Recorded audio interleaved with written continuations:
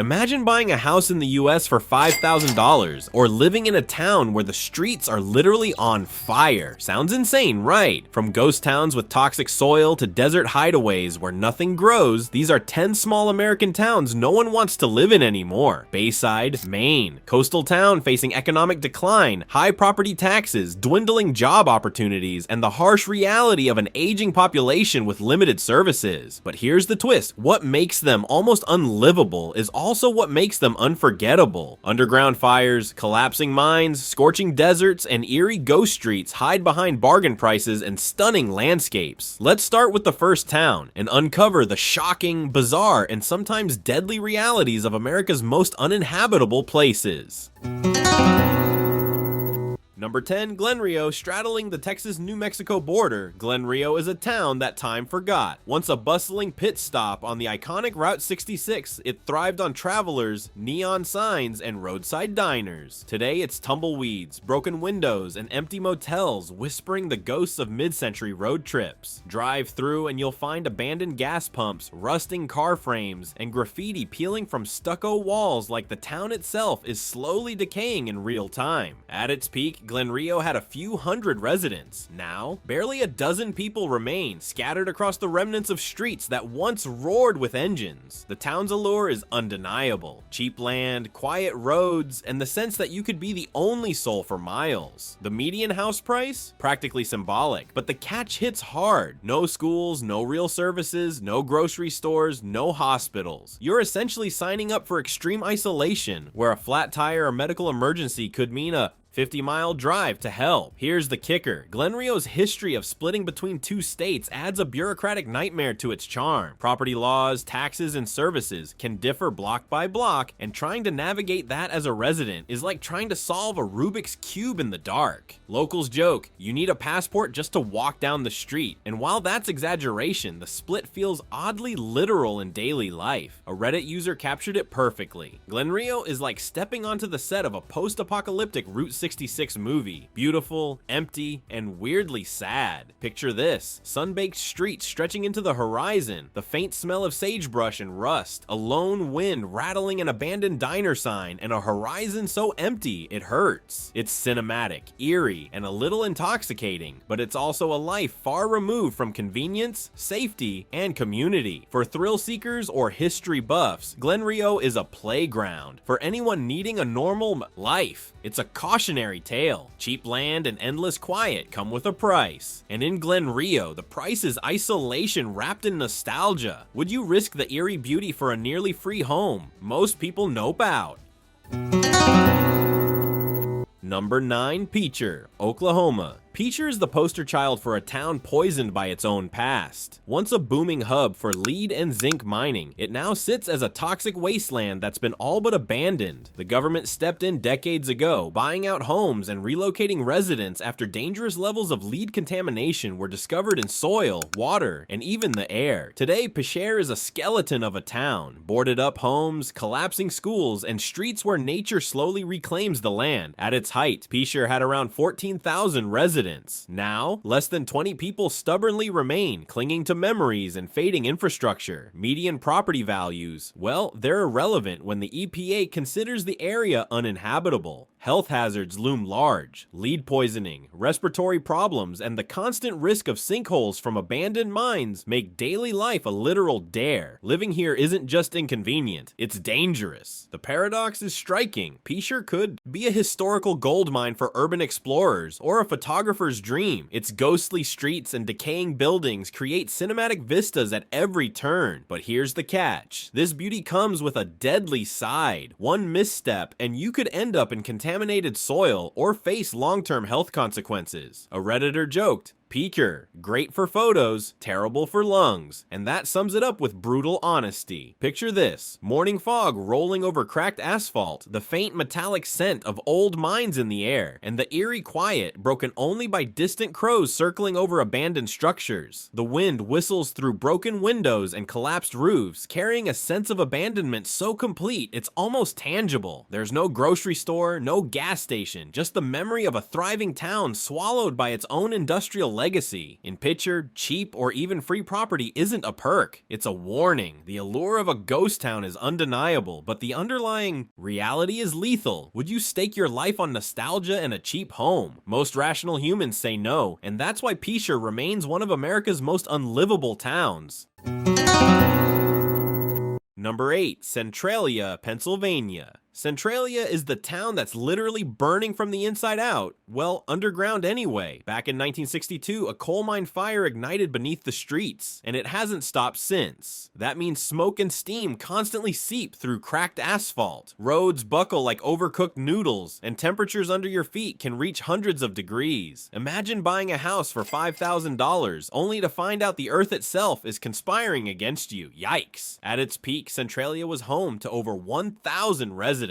Today, less than a handful brave souls remain, clinging to their fire-surrounded homes. Ghostly streets stretch empty for miles, dotted with abandoned churches, schools, and charred foundations. There's no grocery store, no gas station, barely any sense of community, just the constant hiss and smell of burning coal. The town was partially condemned by the government, and most properties were bought out, leaving behind this post-apocalyptic snapshot of decay. Here's the paradox. It's cheap as dirt, literally. You could walk into a derelict home for a fraction of the price of a suburban fixer-upper elsewhere. But here's the catch. The underground fire is essentially a ticking time bomb. Carbon monoxide levels fluctuate unpredictably, sinkholes appear without warning, and the air smells like a campfire that never goes out. Living here isn't just risky, it's a literal survival challenge. A Redditor summed it up brutally. Centralia is like living inside a smoker you never asked for, and that's the vibe. Eerie, quiet, haunted, and somehow magnetic. Picture this, an empty street at dusk, mist rising from the fissures in asphalt, the wind carrying the faint sulfurous scent of fire, and not a single car horn or bark to break the silence. It's mesmerizing, beautiful, and deadly all at once. Be honest, would you take the deal for $5,000 knowing the ground could swallow your house tomorrow? Centralia forces you to weigh cheap housing against a very literal underground apocalypse. And that, my friends, is why nobody wants to live here anymore. Number 7. Bodie, California. Bodie is the gold rush ghost town frozen in time. But don't let its cinematic charm fool you. Once booming with miners, saloons, and lawless energy, Bodie is now a preserved state historic park where buildings stand as they did in the late 1800s. Streets are empty, wooden sidewalks creak under your feet, and abandoned homes hint at lives abruptly paused. It's a living museum, a photographic paradise, and a harsh reality check all rolled into one. At its peak, Bodie had nearly 10,000 residents hustling for gold. Today, 0 permanent residents call it home. Technically, a few caretakers manage the park, but living here isn't just impractical, it's nearly impossible. Harsh weather alternates between blistering summers and bone-chilling winters. The infrastructure is non-existent, no electricity in homes, no running water, and strict preservation laws prevent you from modernizing anything. That house for $10,000 you dreamed about, you can't touch it without risking fines or facing bureaucratic headaches. Here's the catch. Bodie's authenticity is both its allure and its prison. You can experience a ghost town, walk its streets, and feel like a time traveler, but you cannot live there as a normal human being. A Redditor summed it up perfectly. Bodie is like a Hallmark movie set where the extras all left forever. Charming, yes. Practical, nope. Picture this. Morning fog curling over wooden roofs, the sun catching broken windows, the smell of pine mixed with dust and old timber, and a silence so complete it feels almost holy. You could almost hear the echoes of laughter, the slam of saloon doors, the distant hammering of a blacksmith, but the reality is emptiness, cold, and relentless isolation. Bodie lures you with nostalgia, cinematic scenery, and the fantasy of living in history. But for those seeking a modern life, it's a reminder that some towns are better admired from a distance. Would you trade electricity, groceries, and warmth for the romanticized hardship of a ghost town? Bodie's story answers itself. Number 6. Central City, Nevada. Central City is a town teetering on the edge of obscurity, swallowed by the vast desert and a declining mining economy. Once a hub for silver and gold extraction, today it's a place where tumbleweeds outnumber people and the hum of industry is replaced by an eerie desert silence. Roads stretch endlessly under the scorching sun, and locals joke that the nearest Starbucks is somewhere in another state entirely. Population has dwindled over the decades, leaving a skeletal community of a few hundred hardy souls. Median home prices are surprisingly low, almost tempting for someone chasing cheap living in a rugged environment. But the catch hits hard. Jobs are scarce, medical facilities are hours away, and the desert climate is brutal. Summers can roast you alive with triple-digit temperatures, winters drop below freezing, and dust storms are frequent enough to make daily life a sand-blasted adventure. The town's charm lies in its solitude. Wide, open skies, pristine desert landscapes, and a pace of life almost unimaginable in urban centers. But isolation has a cost. A Redditor summed it up bluntly. Central City is beautiful if you want to die slowly in peace. That may sound grim, but it captures the duality perfectly. Serenity comes at the price of comfort, connectivity, and convenience. Picture this: the horizon burns golden at sunset, the wind whispers through creaking abandoned storefronts, and the only sounds are the occasional coyote or the distant rumble of an old mining rig. It's cinematic, peaceful, and terrifying all at once. There's beauty in the emptiness, yes, but living here is a calculated gamble. Central City is a desert jewel for adventurers and solitude seekers, but a nightmare for anyone craving normal amenities. Cheap land and freedom are tempting, but the reality of heat, isolation, and economic stagnation keeps most people away. Would you trade convenience for solitude in the Nevada desert? For most, the answer is a firm, sandy no. Number 5. Lost Springs, Wyoming. Lost Springs is the definition of blink and you'll miss it. With a population that hovers around 4 people, it's more of a speed bump than a town. Located along a quiet stretch of highway, it offers isolation so extreme it's almost philosophical. Mail comes through sporadically, there's no school, no grocery store, and the nearest hospital is a long, dusty drive away. Here, the concept of community is less about neighbors and more about surviving together against sheer emptiness. The paradox? For those craving solitude or a house for next to nothing, Lost Springs delivers. Real estate prices are laughably low, sometimes mere symbolic dollars, making it one of the cheapest places to live in the US. But the catch is brutal. There's literally nothing to sustain daily life. Jobs, non-existent. Entertainment, you might find a tumbleweed rolling down the main street. Healthcare, gas, groceries, pack a week's worth, and consider yourself lucky. A Redditor captured the absurdity. Living in Lost Springs is like playing The Sims on God mode. You control a town with 4 pixels. It's funny, but it also hits home. This is life pared down to the absolute minimum. For a social human being, it's lonely. For someone chasing extreme minimalism or a quirky story, it's irresistible. Picture this: a single street stretches into the horizon, prairie grasses sway in the wind, a faint buzz from a distant tractor is the only sound, and the sunset melts across the endless sky. The air is dry, crisp, and startlingly quiet. It's peaceful, yes, but also starkly unwelcoming, as if nature itself is reminding you that civilization is optional here. Lost Springs offers the ultimate in cheap, isolated living, but only for those ready to embrace extreme minimalism. For most people, the emptiness is not charm, it's a warning. Would you gamble your social sanity for a dirt cheap house and endless sky? Most would. Politely decline. Number 4. Kenilworth, Utah. Kenilworth is the ghost of a mining town that refuses to fully die.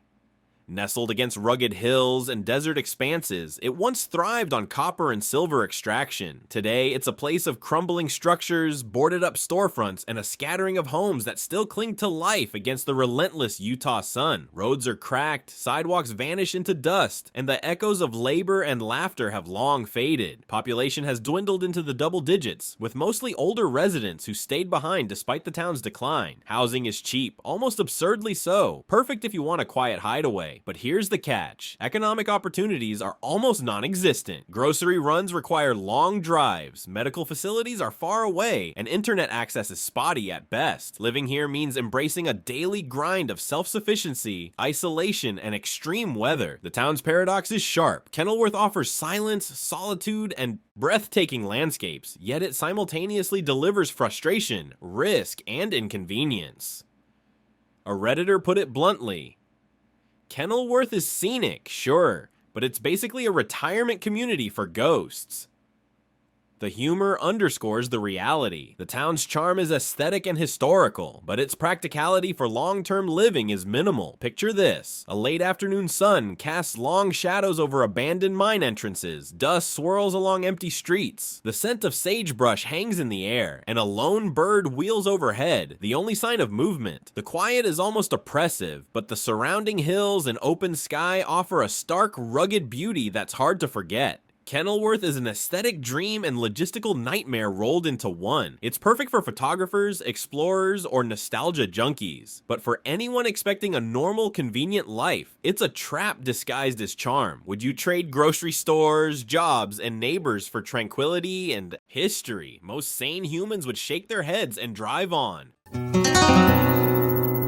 Number 3. Ray. Arizona Ray is the copper town that time and dust forgot. Originally built around the massive Ray mine, it once buzzed with miners, trucks, and the hum of industry. Now it's a sparsely populated settlement where rusting equipment stands as monuments to a bygone boom. Streets are lined with aging homes, dust storms are frequent, and the heat is so relentless it feels like the sun is actively trying to melt the asphalt beneath your feet. Population has dropped drastically over the decades, leaving behind a mix of aging miners, families who stayed loyal to the land, and a handful of adventurous souls. Housing is dirt cheap, almost shockingly so for Arizona standards. But here's the twist. The cheap living comes with extreme weather, environmental hazards, and limited services. Dust and particulate pollution from the open pit mine, temperatures exceeding 110 degrees Celsius, and minimal medical facilities make daily life a trial by fire. The paradox is brutal. You get wide open spaces, cheap housing, and a rugged sense of independence, but pay and discomfort, risk and isolation. One Redditor summed it up perfectly. Ray is Arizona's version of a sweaty, dusty survival game. And that's exactly what it is. A challenge disguised as opportunity. Picture this. Sunrise ignites the copper pits in a fiery glow. Dust swirls through the streets like drifting ghosts. The smell of earth and metal hangs heavy, and the heat waves shimmer across the desert horizon. There's a strange beauty here, but it's sharp, unrelenting, and not for the faint-hearted. Ray is a town for those who crave cheap property and raw desert life, but only if you're willing to accept the punishing sun, dust, and isolation. For most people, the dream of inexpensive desert living quickly sours into a daily endurance test. Would you risk extreme conditions for low rent? In Ray, survival is the real cost of admission.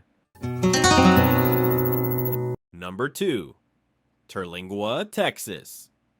Terlingua is where eccentricity meets extreme survival. Once a mercury mining town, it now attracts artists, tourists, and those chasing a quirky off-grid lifestyle. Buildings crumble beside art studios, trailers coexist with adobe ruins, and every street feels like a scene from a post-apocalyptic indie film. The landscape is dramatic, jagged mountains, vast desert plains, and the Rio Grande twisting in the distance. It's beautiful, weird, and unforgiving all at once. Population hovers around a few hundred, swelling during tourist seasons for the chili cook-offs and ghost town tours. Housing is affordable for adventurous spirits, but the catch hits fast. Extreme heat, minimal infrastructure, and the daily grind of self-reliance. Water is scarce, internet is spotty, medical care is far, and supply runs can take hours. Living here means embracing isolation, dust storms, and the occasional rattlesnake. The town's charm and its hardship exist in perfect tension. Terlingua is culturally rich, visually stunning, and full of creative energy, but practical living is a test of grit. A Redditor summed it up bluntly. Terlingua is fun if you're immortal, broke, and love heat stroke. And honestly, that's not far from the truth.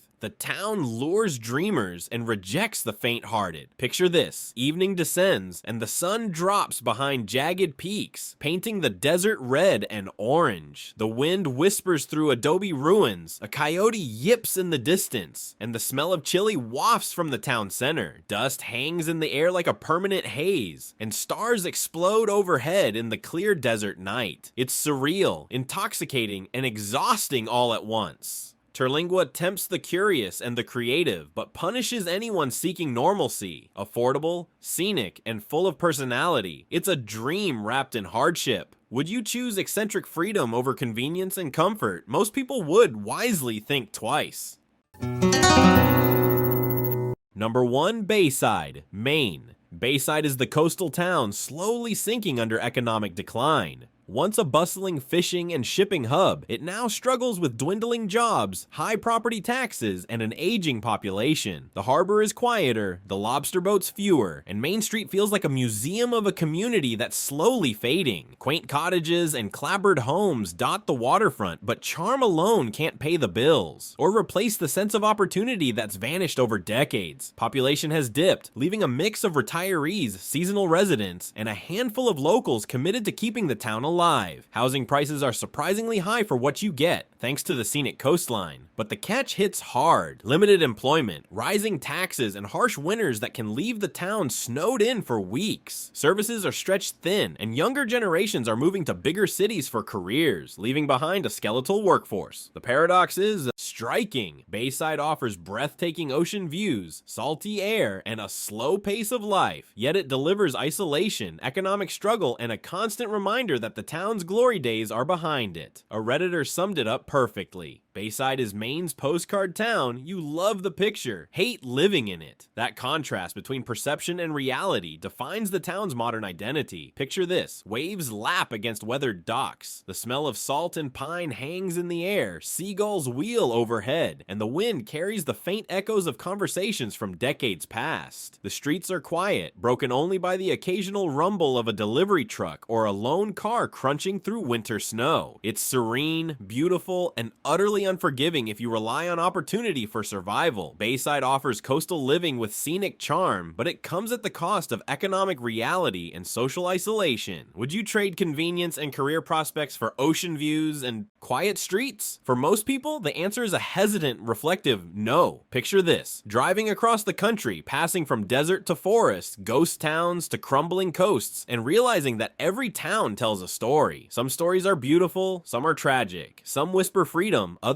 scream warning, and through all of it, the question remains: how far would you go for a cheap home, quiet streets, or the thrill of living somewhere off the map? These towns are a mirror. They reflect what life is like when you chase charm over comfort, history over infrastructure, solitude over society. And the truth is, for most people, the price is far too high. So tell us, would you take the gamble, or would you keep driving?